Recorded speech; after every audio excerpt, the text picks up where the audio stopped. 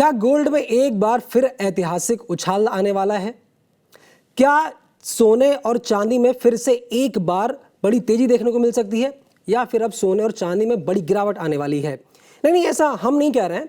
Actually में इस हफ्ते सोने और चांदी में आई गिरावट के बाद लोगों के मन में ऐसे सवाल उठने लगे हैं, क्योंकि अगस्त के महीने में दोनों ही धातुओं की कीमतों में जोरदार उछाल देखने को मिला। लेकिन अगर हम इस हफ्ते की बात करें तो सोने और चांदी की कीमतों में बड़ी गिरावट देखने को मिली है। इस हफ्ते सोना लगभग 4,000 रुपए से आसपास सस्ता हुआ है और चांदी लगभग 6,000 रुपए के आसपास सस्ती हो चुकी है। ऐसे में लोगों के मन में सवाल उठने लगे हैं, क्या गोल्ड अभी खरीद लेना चाहिए या फिर अभी और इंतजार करना चाहिए? गोल्ड खरीदने का सही समय कब होगा? और सबसे बड़ा सवाल, दिवाली तक सोना और चांदी कहां तक जा सकते हैं? जागरण बिजनेस के वीकली शो प्रॉफिट की मंडी में आज कुछ ऐसे ही सवालों के जवाब तलाशेंगे। नमस्कार, मैं हूं अंकित कुमार कटियार और आप देख रहे हैं जागरण बिजनेस का वीकली शो प्रॉफिट की मंडी। और आज आपके सवालों के जवाब देने के लिए हमारे साथ मौजूद हैं इंटेलिसिस वेंचर्स के फाउंडर और SEBI registered market and commodity expert Amit श्रेष्ठ जी। अमित जी, बहुत बहुत स्वागत है आपका जागरण बिजनेस में। Thank you so much. आपको पूरे परिवार को रक्षाबंधन की बहुत बहुत शुभकामनाएं। जी, बहुत बहुत शुभकामनाएं अमित जी। अमित जी, सबसे पहले हम आगे बढ़ते हैं तो सबसे पहले तो हम आज के सोने चांदी के रेट देख लेते हैं। मैं अगर अभी इंटरनेशनल मार्केट की बात करूं तो लगभग कॉमेक्स पर $6,557 प्रति ऑन्स सोना ट्रेड कर रहा है और चांदी लगभग $70 आसपास कारोबार कर रही है।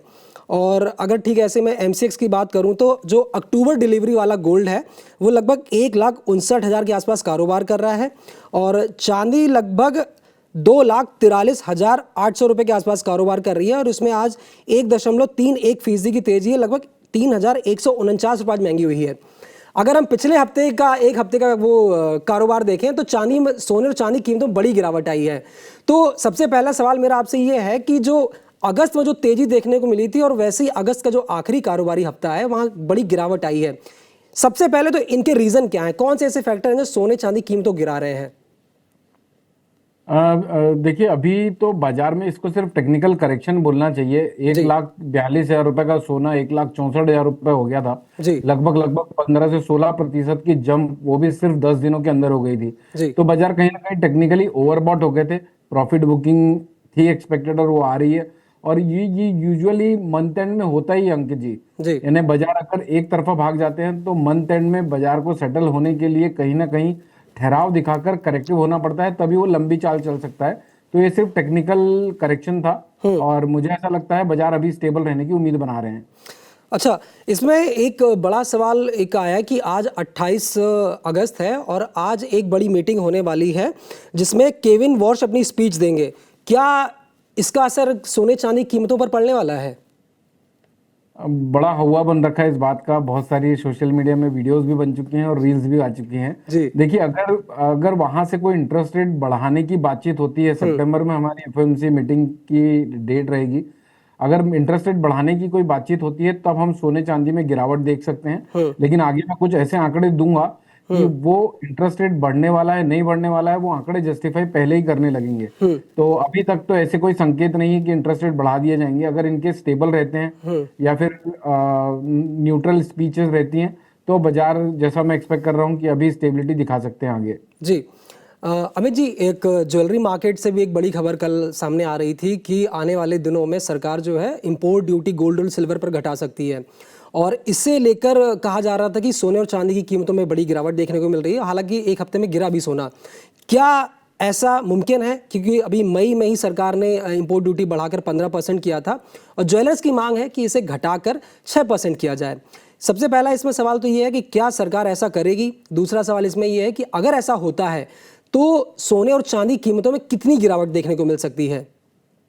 देखिए अंकित जी, सबसे पहले तो हमें यह समझना पड़ेगा कि सरकार के निर्णय ऐसे 2-3 महीने के लिए कभी नहीं आते हैं। जी बिल्कुल। इनफैक्ट उनको डिसीजन में आने के लिए 3 से 6 महीना, 1 से 2 क्वार्टर लग जाते हैं। जब उनकी ब्यूरोक्रेट्स की मीटिंग होती है, वो सरकार भी सारे पक्षों को आकलित करती है, उसके बाद कोई निर्णय लेती है। अभी आपने ही कहा कि ज्वेलर लोगों की डिमांड है ये। सरकार की तरफ से अभी तक ऐसा कोई स्टेटमेंट नहीं जारी किया गया है और नहीं मुझे लगता है ऐसा कुछ जारी होगा। क्योंकि सिर्फ 2 महीने में अगर 15 पहले 6% से 15% कर दिए और अभी 15% से 6% करने की मांग कर रहे हैं, तो ये सिर्फ ज्वेलर वाले अपने बेनिफिट के लिए मांग रहे हैं, ताकि डोमेस्टिक कारोबार में गोल्ड सस्ता हो और डोमेस्टिक डिमांड बढ़े। सरकार ने किया क्यों है, उसका लॉजिक हमें पहले समझना चाहिए। सरकार ने इसीलिए किया है क्योंकि सरकार के पास जो फॉरेक्स रिजर्व हैं वो बहुत बहुत हद तक ऐसे लेवल्स पे आ चुके हैं जिसके नीचे जाने पर अब सरकार को तकलीफ होने लगेंगी। जी तो सरकार चाहती है कि गोल्ड का इंपोर्ट कम हो, गोल्ड का इंपोर्ट कम होगा तो हमारा डॉलर बाहर कम जाएगा, डॉलर बाहर कम जाएगा तो हम अपनी फॉरेक्स करेंसी के रिजर्व्स को मेंटेन कर पाएंगे। तो पहली बात तो मुझे, मेरा पर्सनल एक्सपेक्टेशन है कि अभी साल भर तक तो एटलीस्ट ऐसी उम्मीदें नहीं लगानी चाहिए। कल हमने पेनिक सेल ऑफ भी देखा बाजार में। In fact I am not sure, but किसी के आर्टिकल के बेसिस पे ये रूमर्स स्प्रेड हुई थी। परसों रात में इसके इफेक्ट देखने को मिले थे और कल सुबह से भी हम बाजार को थोड़े डिस्काउंट में देख रहे हैं। यानी पब्लिक ने ये मान लिया है कि इंपोर्ट ड्यूटी कम हो सकती है। अब दूसरा, अगर इंपोर्ट ड्यूटी इनकेस कम हो जाती है तो क्या होगा, 8 से 9% के आसपास गोल्ड और सिल्वर में गिरावट देखने को मिल सकती है। जी, यानी अभी जो मान लीजिए अगर 1,60,000 के आसपास सोना कारोबार कर रहा है, अगर 9% गिरता है तो लगभग इसमें 14,000 रुपए तक मोटा मोटा करेक्शन देखने को मिल सकता है, ऐसा अनुमान लगाया जा रहा है। मेरी भविष्यवाणी के तौर पे ले लीजिए आप, मुझे नहीं लगता कि ऐसा कुछ भी संभव है। अच्छा जी। तो अमित जी, अभी जो जियो पॉलिटिकल टेंशन चल रही है, जैसे हॉर्मुज, स्ट्रेट ऑफ हॉर्मुज वाला मामला चल रहा है, क्रूड ऑयल का चल रहा है, क्या इनके इम्पैक्ट भी गोल्ड सिल्वर पर पड़ने वाले हैं? यस, ऑब्वियसली अभी भी जियोपॉलिटिकल टेंशन एस्केलेट ही हो रही है। अभी कल की न्यूज़ थी, ओमान, पहले ओमान ईरान और अमेरिका के बीच में निगोशिएट करवाता था। कल ओमान और ईरान दोनों एक पक्ष पे आ गया है और कह रहा है कि हम भैया टोल वसूली हम दोनों करेंगे और दोनों एक दूसरे में बांट लेंगे। यानी अब अमेरिका अलग पड़ गया है और दूसरी बात, इलेक्शंस अभी नवंबर में सर पे खड़े हुए, मिड टर्म इलेक्शन, इसीलिए ट्रम्प साहब इतने अग्रेसिव नहीं हो पा रहे हैं। लेकिन फिर भी मुझे ऐसा लगता है कहीं ना कहीं बाजार में कोई ना कोई खिचड़ी पक रही है जो सूनर और लेटर बाहर आएगी। और उसकी वजह से जो सारे स्टेप्स लिए गए, जैसे इंपोर्ट ड्यूटी के स्टेप्स लिए गए थे और हमारे प्रधानमंत्री साहब ने आके सोशल मीडिया के थ्रू और टेलीविजन के थ्रू हम लोगों से रिक्वेस्ट की थी कि गोल्ड मत खरीदें। तो मुझे ऐसा लगता है अंकित जी, वहां पर ना एक और पक्ष है कि अब अगर गोल्ड की कीमतों को डोमेस्टिक मार्केट में सबसे ज्यादा सपोर्टिव फैक्टर रहेगा रुपया। जी, हो सकता है इंटरनेशनल मार्केट में $200-300 की गिरावट आए, लेकिन ये ऐसे आएगी कि हमें पता नहीं चलेगा, नहीं तो आर्बिट्रेजर लोग इसमें बेनिफिट उठा जाएंगे। जी, लेकिन सोने चांदी की कीमतों को यूएसडी आईएनआर सपोर्ट कर सकता है और जियोपॉलिटिकल टेंशन अगर एक्सकेलेट होती हैं तो हो सकता है रुपया 100 के पार चला जाए और उस केस में क्रूड ऑयल खतरनाक तरीके से बढ़ सकता है। और अगर क्रूड ऑयल बढ़ता है तो इवेंचुअली उसके इफेक्ट्स हम स्टॉक मार्केट और अन्य जगह पे देख सकते हैं। तो बेसिकली आप ये कह रहे हैं कि आने वाले दिनों में हम एक बड़ी गिरावट देख सकते हैं गोल्ड सिल्वर में? अंकित जी देखिए, बहुत टाइम हो गया स्टॉक मार्केट, अगर हम देखें तो स्टॉक मार्केट पिछले 2-3 सालों से भयंकर तरीके से यहाँ पर फंसा हुआ है। इसी ड्यूरेशन में चाहे कोरिया की मार्केट हो, चाहे जापान मार्केट हो, चाहे यूएस मार्केट हो, इनफैक्ट पाकिस्तान वाली मार्केट ने गजब के रिटर्न्स दिए, लेकिन हमारी मार्केट ने रिटर्न नहीं दिया। और मैं पिछले 1-1.5 साल का ट्रेंड देख रहा हूँ कि हमारा मार्केट कुछ ना कुछ, यानी हम लोग होशियार बहुत नहीं है, इसमें तो कोई दो राय नहीं है। तो हमारा मार्केट भी हमसे ही बना हुआ है, तो मार्केट भी होशियार है। तो मुझे ऐसा लगता है कोई ना कोई ऐसी न्यूज को बाजार अभी अपने अंदर समा के बैठा हुआ है जो बाजारों के लिए निगेटिव हो सकती है, क्रूड ऑयल के लिए पॉजिटिव हो सकती है। और जियोपॉलिटिकल फ्रंट से क्रूड ऑयल अगर बढ़ता है तो ऑब्वियसली हम इन्फ्लेशन वगैरह के भी नंबर बढ़ते हुए देख सकते हैं। और अगर ऐसा कुछ होता है तो हो सकता है प्रधानमंत्री साहब ने जो एक और अनाउंसमेंट की थी कि भाई अभी हम बहुत बुरे दौर से गुजर रहे हैं और ये दौर थोड़ा लंबा चलेगा, तो शायद वो उनके स्टेटमेंट जस्टिफाई हो जाए आगे। अमित जी, दिल्ली सराफा बाजार में मेरी कुछ ज्वेलर से बात हो रही थी, कुछ मैन्युफैक्चरर से बात हो रही थी, तो उनका यही कहना था कि पीएम मोदी की अपील का इम्पैक्ट बहुत बुरा हुआ है लोगों पर, खासकर इंडस्ट्री पर, क्योंकि ना तो गोल्ड की डिमांड बढ़ रही है और ना ही मतलब जो ज्वेलरी खरीदने आते थे वो लोग भी अब खरीदने नहीं पहुंच रहे हैं। ज्वेलर्स का कहना था कि जो डिज़ाइनर हमारे पास आते थे, हमने जो बंगाल से डिज़ाइनर बुला रखे थे, वो उनको हमें छुट्टी करनी पड़ी है। बोले हम कब तक उनको पैसे बिठा बिठा के देते रहेंगे, तो बोला डिमांड ही नहीं है। इवन अभी कुछ देर पहले ही दिल्ली सराफा बाजार के अध्यक्ष है योगेश सिंघल, उनसे बात हुई तो उन्होंने कहा कि अभी डिमांड, भले ही रक्षाबंधन या फेस्टिव सीजन शुरू हो चुका हो, बट अभी ऐसी कोई डिमांड नहीं हमको देखने को मिल रही है। जब डिमांड आएगी तब देखेंगे कि हो सकता है कि कीमतें आगे बढ़ें, लेकिन अभी ऐसी कोई डिमांड ही नहीं आ रही है। तो मुझे लगता है कि डिमांड का भी एक बहुत बड़ा इम्पैक्ट पड़ रहा है गोल्ड सिल्वर की कीमतों पर। नहीं देखिए अंकित जी, ऑनेस्टली बोलूं तो मुझे ऐसा लगता है कि इंडिया की domestic demand global commodity like gold को इतना इम्पैक्ट कर दे, इसका थोड़ा सा मुझे डाउट है। लेकिन एक बात कहूंगा कि डिमांड कम होने की दो मुख्य वजह हैं। जी। एक तो बाजार ने जो जनवरी के बाद से करेक्शन देना चालू किया है तो लोगों को होपलेस कर दिया है। ऊपरी स्तरों पर लोग सिल्वर में फंसे हुए हैं, गोल्ड में नहीं फंसे हुए, इसलिए सिल्वर आउट परफॉर्म नहीं कर पा रही है। और दूसरी दूसरी वजह यह है कि कुछ 50 से 60% तो प्रोबेबली ये परसेंटेज आगे पीछे हो सकता है, लोग ईटीएफ में और डिजिटल गोल्ड लेना प्रेफर कर रहे हैं। तो इस वजह से ज्वेलर वालों के पास ग्राहकी कम है। और एक्चुअली ज्वेलर वाले ना आज अगर एक साल तक मेरे ख्याल से अगर कोई रिटर्न ना भी कमाए तब भी उनका रोना बंद नहीं होगा। लेकिन उन लोगों ने कमा के बैठे हुए इसलिए हैं क्योंकि पिछले एक साल में जो गोल्ड ने 50 से 60%, इनफैक्ट 64% के आसपास, यानी जो आगे 3 साल में कमाई होनी चाहिए, आज देखिए एवरेज बिजनेसमैन 15, 18, 20% का अगर आरओआई निकाल लेता है तो वो हमेशा खुश रहता है। उसने आगे की 3 साल की ग्रोथ को अपने स्टॉक के वैल्यूएशन में बढ़ा के बैठा हुआ है। लेकिन फिर भी अब हम एक्चुअली देखिए, मैं भी मारवाड़ी हूँ और मोस्टली मेजर बिजनेस जो है मारवाड़ी, माहेश्वरी, गुजराती लोगों का ही है गोल्ड सिल्वर का, तो हम लोग रोना नहीं छोड़ते जल्दी। जी। अमित जी, जैसा आपने भी बताया कि लोग अभी गोल्ड और सिल्वर में फंसे पड़े हैं, जैसे जनवरी में बहुत तेज़ी देखने को मिली थी, लेकिन अगस्त में हमने जो तेज़ी देखने को मिली है हमें, मतलब शुरुआती अगस्त से लेकर अब तक, और अगर मैं एक महीने की बात करूं तो लगभग सोना भी 15,000 के आसपास महंगा हो चुका और चांदी लगभग 21,000 के आसपास महंगी हो चुकी है। अगर हम ये पिछला कारोबारी हफ्ता छोड़ दें तो शायद इससे भी ज़्यादा कहीं डबल होती। तो लोगों को उम्मीद है कि सोना और चांदी जनवरी जैसी एक बार फिर से तेज़ी दिखा सकता है। इस बात में कितनी सच्चाई आपको दिखाई देती है? देखिए, यहाँ पर दिल और दिमाग की बात है। अगर मैं सिस्टम को देखूं तो मेरे कुछ आंकड़े हैं जो गोल्ड के अगर कट जाते हैं, जब तक नहीं कट रहे हैं तब तक ये तेजी कंटिन्यू रह सकती है। जी। दिल कहता है कि ये तेजी नहीं आएगी, जी। दिमाग कहता है कि अभी तेजी संभव है। ये तेजी अगर हम जनवरी की तेजी से कंपेयर करके अगर हम आगे की एक्सपेक्ट करें तो मुझे लगता है ये हम यानी ओवर एक्सपेक्टेशन हो जाएंगी, वापस से लोग फोमो में चले जाएंगे। ऑलरेडी मेरे ख्याल से लोगों ने देखिए क्या है ना अंकित जी, बाजार का एक सिस्टम होता है। मैं 22 सालों से बाजार को देख रहा हूँ। जी। बाजार अगर एक बार किसी को फंसा लेता है तो बड़े लंबे समय तक उसको बिना सांस लिए ये फील करवाता है कि अब तुम सफोकेटेड फील करो। और बाजार उस प्रोसेस में है। आज 2008 की बात करता हूं मैं, जिंक आज हम 430 रुपए 420 रुपए देख रहे हैं। जी। ये जिंक 190 रुपए के आसपास चलता था 3 साल तक। अंकित जी आप इमेजिन कर सकते हैं 45 से 50 रुपए के बीच में घूम रहा था। जिंक जैसी कमोडिटी जो आज 420 रुपए चल रही है, जिंक भी लगभग 4 साल के मेरे ख्याल से हाईएस्ट लेवल में पहुंच चुकी है, अभी पहुंचा है। लेकिन 2008 में मैंने जिंक को 190 रुपए से 45 रुपए तक टूटते देखा था। रोल ओवर कॉस्ट इतनी थी उसकी कि अगर किसी ने 3 साल रोल ओवर किया होगा तब भी उसका ब्रेक इवन 400 रुपए का हो गया होगा जो आज के भाव पे है। जी। तो इस कदर से बाजार अपने आप को लोगों को फंसाने की कोशिश करता है।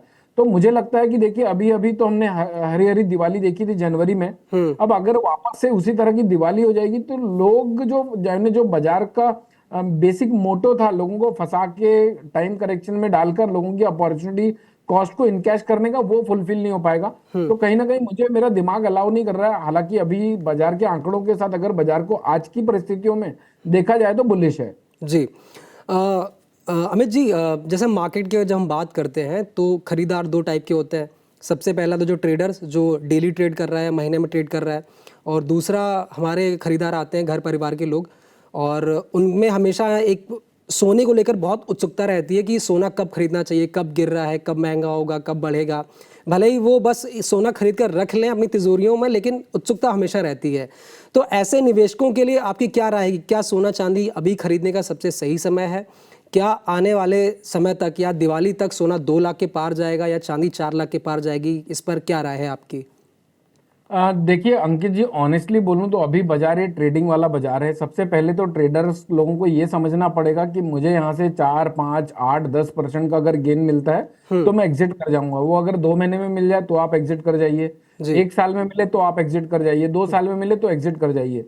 एक बात मैं पूरी दुनिया जानती है, इंसान हो या बाजार, जाना ऊपर ही है। जी। कब जाएगा ये थोड़ा कहना डिफिकल्ट होता है। तो मुझे, और जिनको वैल्यू बाय करनी है, मुझे ऐसा लगता है कि देखिए आज चांदी 2,50,000 रुपए के आसपास चल रही है, स्टैगर्ड वे बनाना चाहिए, क्योंकि बॉटम कोई नहीं पकड़ सकता। अगर ब्रह्मा जी भी अगर जमीन पे आके बोले कि मैं बॉटम पकड़ लूंगा मार्केट की, और उनको बोलो कि अपनी शक्तियां निकाल के बाजू में रख दो, तो वो भी बॉटम नहीं पकड़ पाएंगे बाजार की। तो स्टैगर्ड वे एक अच्छी स्ट्रेटेजी होती है। जैसे कि यहाँ से आप मान के चलिए 50,000 रुपये मैक्सिमम चांदी गिर सकती है, तो आप अपनी जो पूंजी निवेश करना चाहते हैं वो 5 भागों में बांट लीजिए। 10,000 रुपए टूटे तो एक एक भाग इन्वेस्ट करते रहिए। और दूसरा आपका तो इस तरह से आप अपने एवरेज को भी जस्टिफाई कर सकते हैं, और जब आपका एक्सपेक्टेड आरओआई निकल जाए तब आप निकल जाइए। दूसरा आपने पूछा कि 4 लाख रुपए और सोना क्या 2 लाख रुपए हो जाएगा। तो मुझे देखिए, बाजार अभी तो बुलिश है जी। और बुलिश बाजार में 2 लाख की संभावना तो कम लगती है, लेकिन हाँ, अगर 1,65,000 रुपए के ऊपर की स्टेबिलिटी आती है तो हम 1,72 तक एक बार इसको देख सकते हैं। कंडीशन एक ही है कि 1,56,000 रुपए के नीचे ना जाए। 1,56,000 रुपए के नीचे जाता है तो बाजार हल्की हल्की बेरिशनेस यहाँ पर दिखाना चालू कर देगा। लेकिन ऑन द अदर साइड 1,50,000 रुपए के नीचे भी नहीं लगता है। एक बाजार रेंज में फंसा हुआ लगता है 1,50,000 और 1,72,000 रुपए की। और अगर चांदी की बात करें तो चांदी क्या मतलब लोएस्ट कहाँ तक गिर सकती है और हाईएस्ट कहाँ तक जा सकती है दिवाली तक? देखिए, हाईएस्ट अगर मैं बात करूं तो 2,63,000 और 2,70,000 रुपए ये बेस्ट पॉसिबल रेट्स दिखते हैं दिवाली तक।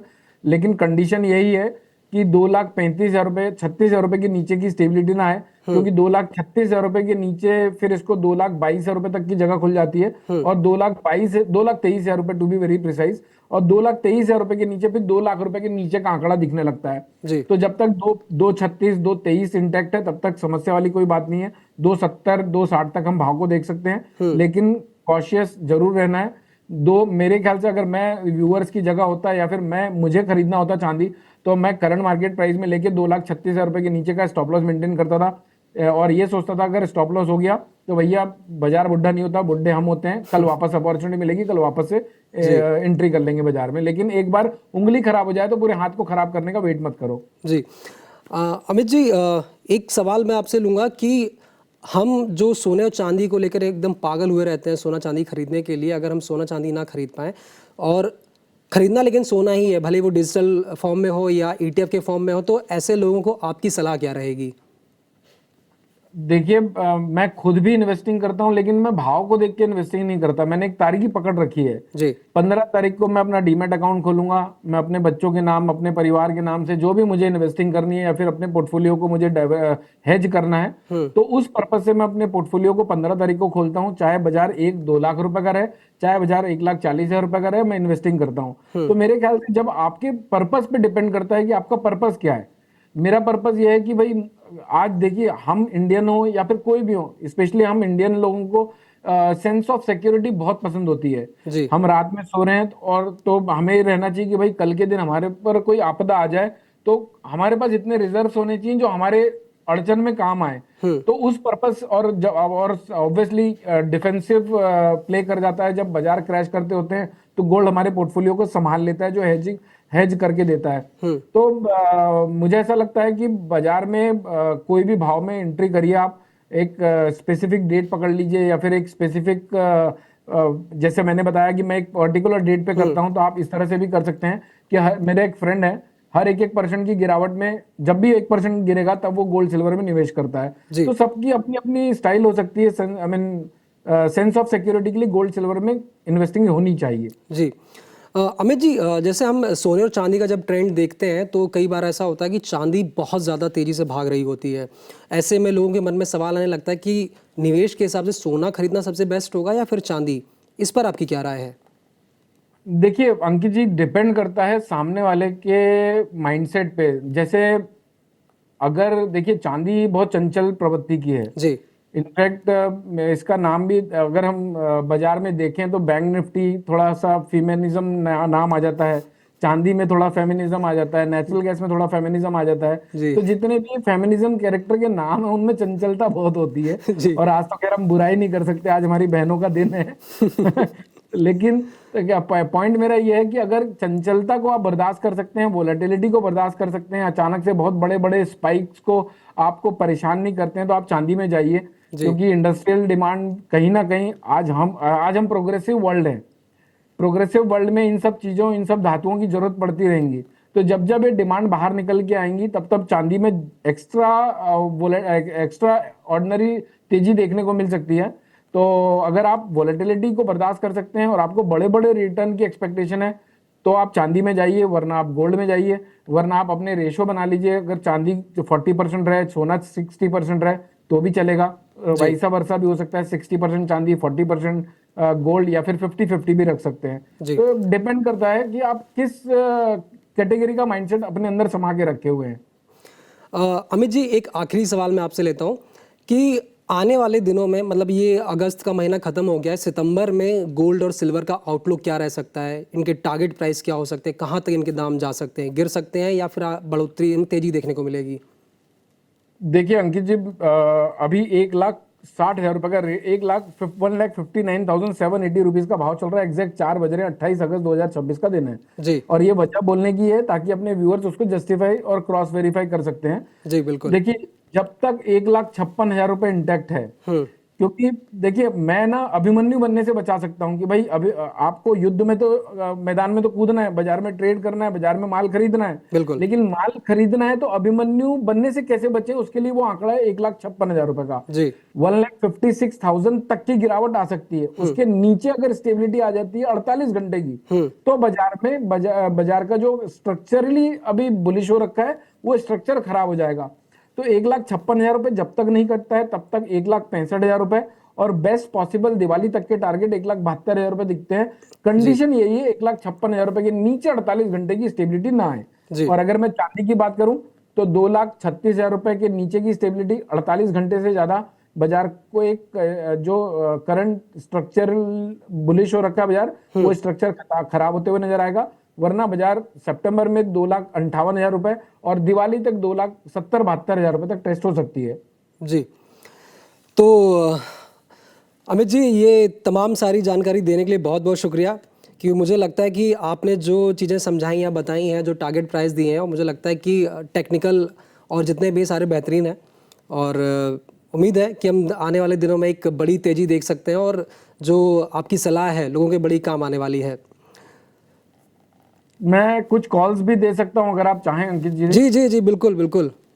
क्योंकि क्या है ना, कॉल्स दे दूंगा, कॉल्स इसीलिए देना चाहता हूं क्योंकि मान लीजिए अपने बोलने पर अपने प्रोस्पेक्टर आज के प्रोस्पेक्ट पॉजिटिव हैं, लेकिन अगर कहीं कोई नेगेटिव प्रोस्पेक्ट होते हैं तो लोगों को मालूम होना चाहिए कि भाई खरीदारी नहीं, बिकवाली भी करनी है। जैसे क्रूड ऑयल पे नजर बना के रखनी है, क्रूड ऑयल को अवॉइड नहीं करना है क्योंकि क्रूड ऑयल आज की डेट का ड्राइवर है, यानी मेन हीरो यही है, कल्प्रिट यही है। तो क्रूड ऑयल से निगाह नहीं हटा सकते हम। क्रूड ऑयल अभी 79.50 का भाव चल रहा है, 21 सितंबर 2026 का वायदा कारोबार। अगर कहीं 7925 करंट मार्केट प्राइस से 7925 तक खरीदारी कर सकते हैं। 7709 का स्ट्रिक्ट स्टॉप लॉस रहेगा, अगर ये स्टॉप लॉस कटा तो स्ट्रक्चर खराब हो जाएगा, गोल्ड सिल्वर भाग जाएगा, इक्विटी मार्केट भाग जाएगा। 7709 का स्टॉप लॉस लगाना है, 8150 का टारगेट होगा। दूसरा, नेचुरल गैस 278.10 के आसपास का भाव चल रहा है, सितंबर वायदा कारोबार। 272 के आसपास अगर कोई फॉल मिलता है तो 263 के स्टॉप लॉस से खरीदारी की जा सकती है। 280 और 285 के टारगेट होंगे जी। इनकेस अंकित जी अगर 281 के आसपास भाव मिलता है, जो आज का है 281.50 का ही है, तो 288.10 के स्टॉप लॉस से 272 और 265 के लिए बिकवाली भी की जा सकती है। अब आ जाते हैं हम आपकी, हमारी माताओं की, बहनों की, सबकी फेवरेट कमोडिटी गोल्ड पे जी। एक 1,59,770 का करंट मार्केट प्राइस है। इनकेस अगर 1,56,200 के आसपास मिले तो यहाँ पर ETF वाले, फिजिकल में खरीदारी करने वाले, ट्रेडिंग करने वाले, MCX में कामकाज करने वाले, कॉमेक्स में कामकाज करने वाले इस एरिया में ले सकते हैं। छोटा सा स्टॉप लॉस दे रहा हूं, चल गया तो चांद तक, वरना शाम तक 1,55,899 का स्टॉप लॉस होगा। वहां से हम बाउंस में 1,57,200, 1,58,200 का भाव देख सकते हैं जी। एक शॉर्ट टर्म ट्रेडिंग का कॉल है, 1,61,000 के आसपास अगर मिले तो वहां पर 1,62,301 के स्टॉप लॉस से बिकवाली भी कर सकते हैं। 1,59,500 और 1,58,000 तक के टारगेट्स होंगे जी। सिल्वर की अगर मैं बात करूं अंकित जी, तो देखिए अभी दिसंबर वायदा, ये कॉल बड़ा क्रिटिकल है। इस कॉल में हर दर्शकों को नजर बना के रखनी चाहिए क्योंकि ये थोड़ा सा आउट ऑफ द वे का कॉल है। 2,51,000 रुपए का भाव चल रहा है। अपन ने कॉल दिया है sell only below 2,45,700। Current market price में बाय नहीं करना है। अगर आपको बाय करना है तो 2,45,700 के नीचे का स्टॉप लॉस मेंटेन करना, और वहां पर अगर स्टॉप लॉस हो जाता है तो डबल सेल कर सकते हैं जी। इसलिए मैंने कहा थोड़ा सा कॉम्प्लिकेटेड कॉल है। 247 245 700 के नीचे ही सेल करना है, 250 के स्टॉप लॉस से, 2,50,000 का स्टॉप लॉस होगा, और वहां से हम 242 और 237 के टारगेट एक्सपेक्ट कर सकते हैं। ये सेलिंग कॉल इसलिए दिया क्योंकि अंकित जी, क्योंकि हमने आपने पूरी दुनिया में अभी गोल्ड को बाइंग करने में इंटरेस्ट है, तो बिल्कुल। लोगों को मालूम होना चाहिए कि कहां पर हमें सेल भी करना है। और अगर कॉपर और जिंक के अगर आप कॉल चाहें अपने दर्शक, अगर आपके अपने दर्शक इंटरेस्टेड होंगे तो कॉपर जिंक का भी दे सकता हूँ, वरना बेस मेटल्स का आप कॉल दे सकते हैं। जैसे देखिए, खासकर कॉपर में लोगों का बहुत दिलचस्पी रहती है इन्वेस्टमेंट के लिए, कॉपर में, एल्युमिनियम में, तो आप बेस मेटल्स का मोटा मोटा कॉल दे दीजिए प्लीज। पहली बात तो देखिए, एल्युमिनियम और लेड की अगर मैं बात करूं ना अंकित जी, जी। जिंक ने और कॉपर तो खैर स्टेबिलिटी दिखा रहा है, जिंक ने एक्स्ट्राऑर्डिनरी तेजी दिखाई है, लेकिन पिछले 4 हफ्तों से आप चार्ट देख लीजिए, व्यूअर से भी मैं कहूंगा चार्ट देख लीजिए, जहां पर भाव 4 हफ्ते पहले था आज भी भाव वहीं पर है जी। तो जहां पर अगर हर दूसरी जगह तेजी आ रही है और एक जगह थमी पड़ी है, तो ये जो थमी पड़ी वाली जगह है वो तेजी वाले को बेरिश में कन्वर्ट होने का वेट करती रहती है, यानी कि यहां से हम गिरावट देख सकते हैं। तो यानी ऐसा ना हो कि चाचा की भतीजी को देख के चाचा को पसंद कर लिए, तो जिंक भाग रहा है, तो ऐसा नहीं है कि एल्युमिनियम और लेड में बाय करके आप सोचेंगे नहीं अब इसकी भी बारी आएगी। जी। तो जिंक और लेड में बाइंग, लेड और एल्युमिनियम में थोड़ा बाइंग अवॉइड करना है। कॉपर में मेरी तरफ से देखिए कॉल होगा, सेल बाय कर सकते हैं 1385 के आसपास, 1377 का स्ट्रिक्ट स्टॉप लॉस होगा। सितंबर वायदे की बात कर रहा हूँ, 1392 और 1400 रुपए के टारगेट होंगे।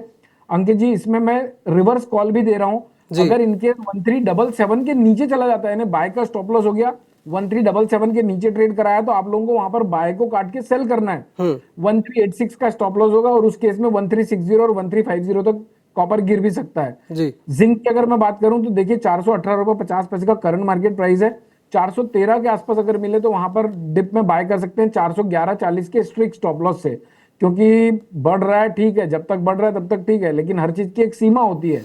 अमित जी, इसमें माफ कीजिए, एक छोटा सा करेक्शन है इसमें मैं आपसे पूछना चाहूंगा। जैसे कई बार कहा जाता है कि जिंक जो है कि इन्वेस्टमेंट की कमोडिटी नहीं, वो सिर्फ ट्रेडिंग की कमोडिटी है, तो इस पर आप क्या कहेंगे? क्योंकि मैं इसलिए भी पूछ रहा हूँ क्योंकि जिंक पिछले 4 साल के हाई लेवल पर पहुंच चुकी है, और लोगों के ऐसे मन में ख्याल आने लगता है कि क्या हमको कॉपर छोड़कर अभी जिंक की तरफ जाना चाहिए। नहीं, कॉपर के तो फिर भी बिस्किट लेके लोगों ने घर में रखे हुए हैं। जब चांदी नहीं मिल रही थी फिजिकल मार्केट में, तो लोगों ने कॉपर की बिस्किट्स ले आए थे।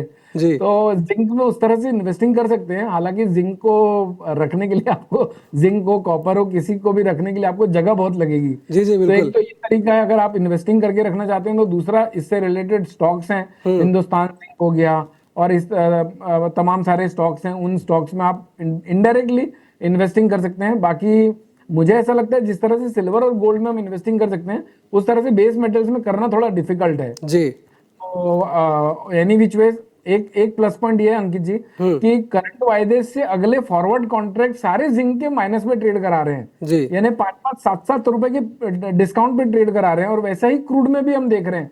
तो मुझे ऐसा लगता है कि पहले हम लोग यूजुअली ये मानते थे कि अगर फॉरवर्ड कॉन्ट्रैक्ट डिस्काउंट में ट्रेड करा रहे हैं तो आज नहीं तो कल मंदी आएगी। जी। लेकिन डायनामिक्स ऐसे खतरनाक तरीके से चेंज किए हुए हैं पिछले 6, जब से युद्ध चालू हुआ है, फरवरी से लेकर अगस्त में हम खड़े हुए हैं, 6 महीना खत्म हो चुका है। पिछले 6 महीने में मंदी नहीं आई है, न जिंक में आई है और न ही क्रूड में आई है। और आज से 6 महीने के पहले जब जब ऐसा हुआ है तब तब मंदी आती थी। तो डायनामिक्स बहुत चेंज हो गए हैं। तो मुझे ऐसा लगता है कि अब मेरे ख्याल से थोड़ा सा बेस मेटल्स टॉप आउट होते हुए नजर आ सकते हैं। जिंक में मेरी कॉल होगी 413 के आसपास अगर मिले तो बाय कर सकते हैं, 411.40 का स्टॉप लॉस, 416 420 के टारगेट। इन केस 411.50 का लेवल कट जाता है जो हमारा स्टॉप लॉस होगा बाय का, तो आप वहां पर बिकवाली करिए 413.60 के स्टॉप लॉस से, वहां से हम 405 और 400 रुपए तक की गिरावट भी देख सकते हैं। अंकित जी, अमित जी, ये तमाम सारी जानकारी देने के लिए बहुत बहुत शुक्रिया। हमने गोल्ड सिल्वर के टारगेट प्राइस देखे, हमने क्रूड के टारगेट प्राइस देखे, हमने बेस मेटल्स के टारगेट प्राइस देखे। मुझे उम्मीद है कि आने वाले दिनों में तेज़ी बरकरार रहने वाली है। और अमित जी, बहुत बहुत शुक्रिया ये तमाम सारी जानकारी देने के लिए। डिस्क्लेमर दे देता हूं। जी बिल्कुल। देखिए अंकित जी, मैं चाहता ना तो व्यूअर्स को एक्चुअली चाहिए ऐसा कि मैं बोलने लगूं कि भाई 2 लाख हो जाएगा गोल्ड जी, लेकिन देखिए सत्य से वाकिफ करवाना हमारा काम है, तभी हम लोगों ने लाइसेंस लेके सब कामकाज कर रहे हैं। स्टॉप लॉसेस मेंटेन करिए और रियलिस्टिक पिक्चर देखते रहिए, ओवर एक्सपेक्टेशन मत रखिए बाजार से। जितने भी कॉल्स और जितने भी बातचीत, जितने भी सेंटिमेंट्स हमने यहाँ पर डिस्कस किए हैं, मेरी पर्सनल पोजीशन कहीं कुछ नहीं है। हो सकता है हमने अपने क्लाइंटों को सेम व्यूज सेम पोजीशन बनवाई हुई हो। आप जो भी पोजीशन बनाते हैं आप अपने फाइनेंशियल एडवाइजर से संपर्क करने के बाद ही निष्कर्ष में आइए। पास्ट परफॉर्मेंस ना कभी फ्यूचर परफॉर्मेंस की गारंटी देती है और ना ही कभी देगी। और एक बात अपने दिमाग में बांध लीजिए, जो आया वो अपना, जो गया वो सपना। बाजार बुढ़ा नहीं होता, बुढ़े हम होते हैं। आराम आराम से हल्के हल्के हाथों से आगे बढ़िए। आई एम श्योर कि आप सभी लोग इतिहास रचेंगे। जी बहुत बहुत शुक्रिया Amit ji. Thank you so much. Good day. ये वीडियो आपको कैसा लगा हमें कमेंट करके ज़रूर बताइए और ऐसे ही तमाम सारे वीडियो देखने के लिए बने रहिए जागरण बिजनेस के साथ।